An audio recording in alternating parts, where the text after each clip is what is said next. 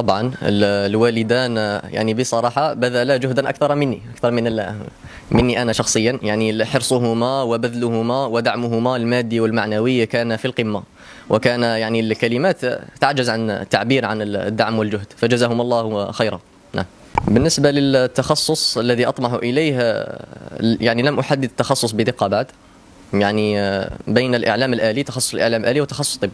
عندي ميول للرياضيات وميول للأحياء. يعني أينما وجد العلم يطلب، يعني أينما وجد العلم يطلب. يعني إذا كان في الخارج فرصة جيدة يعني أغتنمها.